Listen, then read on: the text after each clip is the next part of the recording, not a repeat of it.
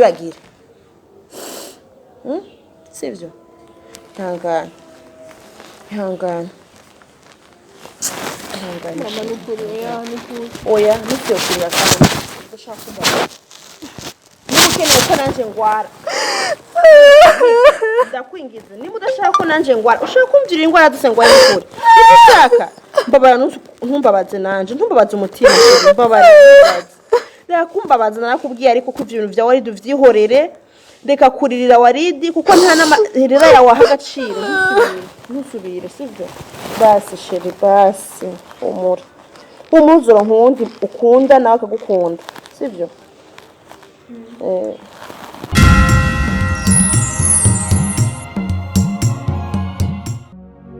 Please, I don't need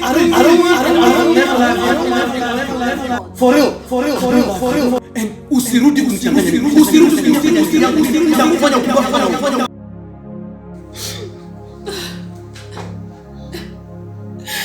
Mana kubera kijewe.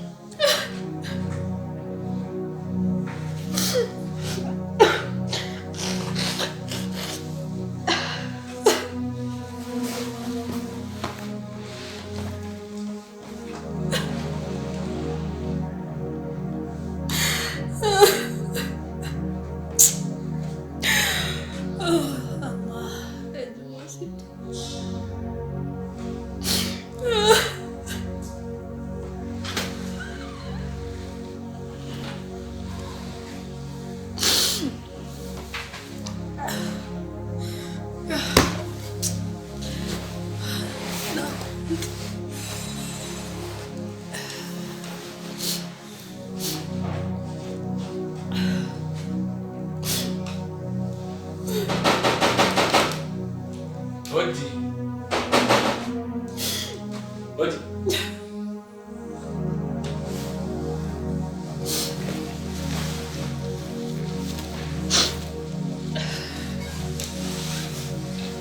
Kubera kuri kurarira. Isa. Sheri. Jeni sheri wawe. Nini kumbona uri kurarira nani?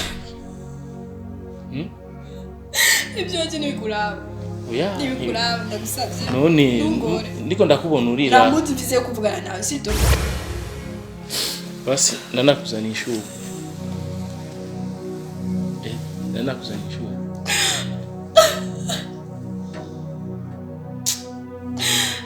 Yumenya kiriko kirandiza. Iryo shugo nore kurenzanira.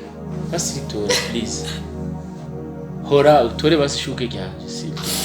Sinshaka. Kuko abankunda baze shaka no kukubona sito ko muri bamwe. Ora umuhungu tuwaje kundi sukuna umuhungu sito pe ndagusaba imbabarire. Namwenya bizo kuvugana nawe sito genda twagiye ushuge byawe sijana kuribona. Turi bamwe gute basi rigumane hasi. Ari uwumva bari kutumva ari.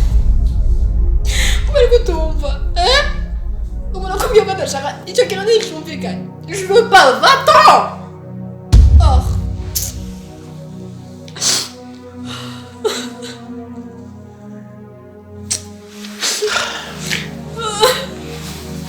Shaka kuraga nudusubire kuzaga ndakwiyami.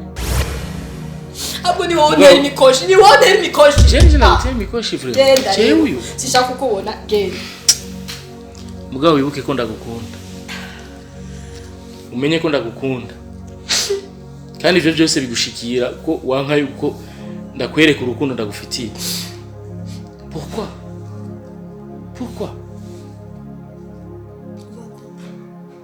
Genda. Ndiko ndakwereka urukundo. Mugabo ukanka ukaja gukunda batagukunda bagatumurira uko. Kandi akubwiza ukuri yuko iyo unyemera jewe hakirikara nayo musuzi. Ntiwari ko buri kure yakora urugo. Muga ntangora. Me kubera ntarakwemerera. Urumva icyo ukeneye ndakizi sivyo. Naho no kwemerera nibyo nyene. Sinzi kwe. Abahungu mwebwe abahungu. Mbe ndakubwire Milka. Nabyiwanyu kwe. Milka. Ndiko ndakwereka urukundo. Mugabo urukundo rwanje ukagwanka ukaja kwereka urukundo abatagukunda. bagatumurira bakakubabaza ukanka kunyemera jewe ukaja gukunda batagukunda. Genda ndagusabye ugende n'ukuri kumara. Pourquoi Milka? Byumvise byo wambwiye nabyumvise. Genda rero. Ari ikintu ukeneye. Basi je sawa naho unyirukana. Pas de problème. Mais sache une chose. Milka, je t'aime. Kandi vraiment. Na ishuge ryanje nariguhaye urarita hasi. Sito. Ito. Kandi wewe ni Genda sinshaka no kukubita.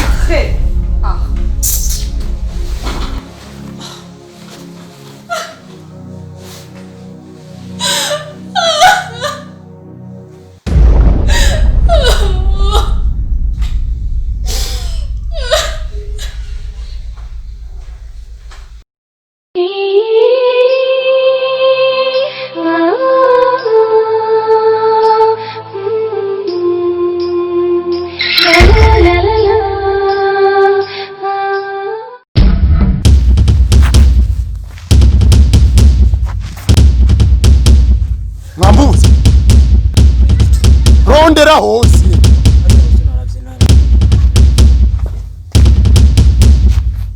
ashobora kuba hari umuntu yababwiye none bamenye gute turiko turamurona wose ni nyuma y'inzu mwaraza kandi aha harugaye kambaze nyumba kumbe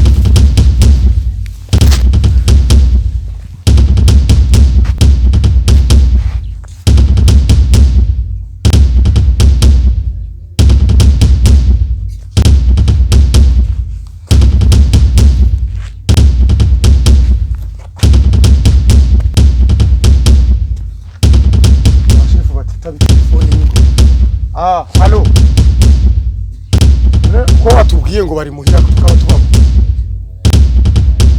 Oya, arugaye. Nta n'umuntu ari hafi ngo atubwiraho. Anke nikanze tubivugane neza. Ubundi bishoboka. Yarabizi ko tumurone. One kanze twivuga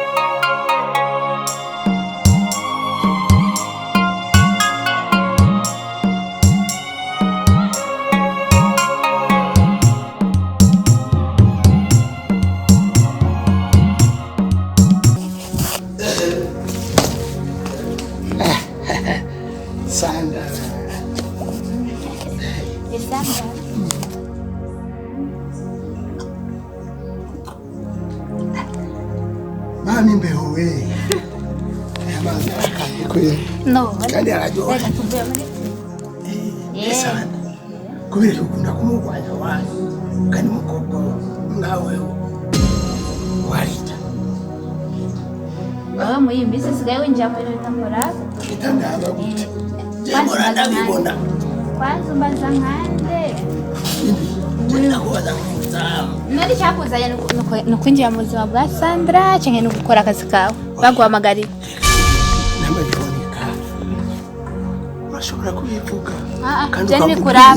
Je wambwiye ndakuzanira amazi sindiyo? Wanyoye amazi? Wahaze. Nubu sindahetse. Nakutaraheze zana ndakuzanira andi mazi nditari kukuzanira amazi ariko sinditari kushura ibyo bibazo byawe. Urabona Sandra. Je nabibonye nararavye ko umugwanya ntuze. Umugwanya nde? Kandi bijya utangaye kwinjira mu bintu bitakuraba. Abantu amazi nakuzaniye, amazi uhage ibindi byo kwinjira mu buzima bwa Sandra ntibikuraba. Kwanza wumbaza nkandi. Wika ndakubaze mfise uburenganzira Uburenganzira nukuvuga uburenganzira ntabwo ufise. Kuguhanura kurimwo Sandra. Wapi nta manota nkeneye? Reka musaza wawe. Kera yandi mazi vuga. Atawukene nambwira nigiye. Rindira ndagucuma yandi mazi. Ko sindaraye. Andagiye no wumvuke na amazi uraza kumpamagara. Nibiki wewe nibiki?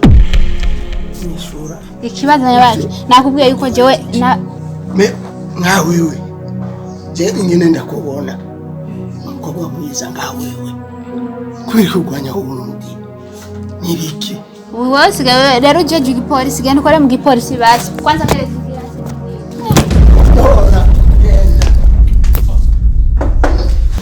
barabahanura mukanga kugira ibyo babahanura mukishira bukari ariko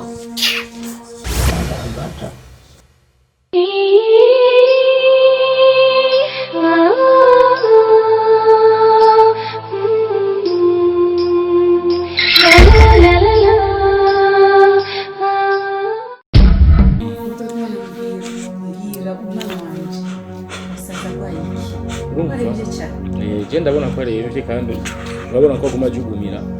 Genda ngerageje kugira ibipimo bitandukanye ko nanazanye n'amaresultat. Deja ngerageje kumwihweza vraiment ndabona yuko afise ikibazo cya stress. Nagerageje ko agize ibipimo byinshi urabona yuko sasa nagize ibipimo byinshi cyane za parasitologie za serologie. Urumva rero twamugiriye ama examen atandukanye. Examen hariho examen macroscopique ni examen upimisha amaso macroscopique. Urumva ni examen ubanza gupimisha amaso utaraja muri microscopique. Kwa hariho examen microscopique ni examen ukoresha microscope kugira ngo umenye ikibazo umuntu afise. Hariho n'ayandi ma examen twagize hypertension mugaye ingorane basanze niyo onye stress bizohava bituma agira hypertension. Umutima wiwe c'est vrai namuravye deje urabona yuko kandi ivyo biratuma ashuha akagira ubushuhe bwinshi mbeho harajya neza. Ibyo ni kosa ifu yuko mugerageza mukamuha nk'ubuyi n'ivyamwa mugerageza mu ivyamwa byinshi cyane ama banane des avocats zikwa ibintu nk'ivyo kandi urabona yuko stress au fait ngerageje kumwihweza arafise ibintu afise ivyiyumviro urabona n'amaso yiwe ngena ameze uko deja afise ibintu mengo donc ibintu byinshi mu mutwe yumvi uravye parce que deja nagerageje kumviriza na battement cardiaque ziwe urabona ko ahema yani umutima ukubita cyane kandi ibyo si byiza ni ibintu cyabi bigira donc tension y'ikitugu.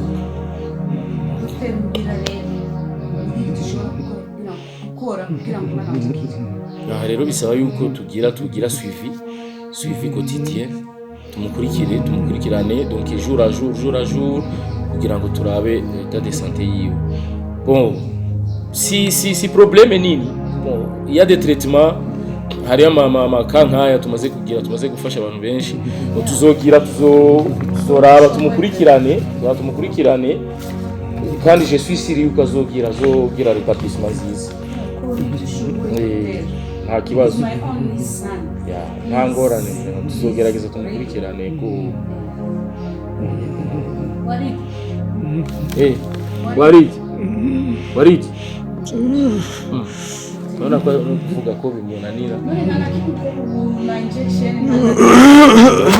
kandawe ko nogira ko deja nanagize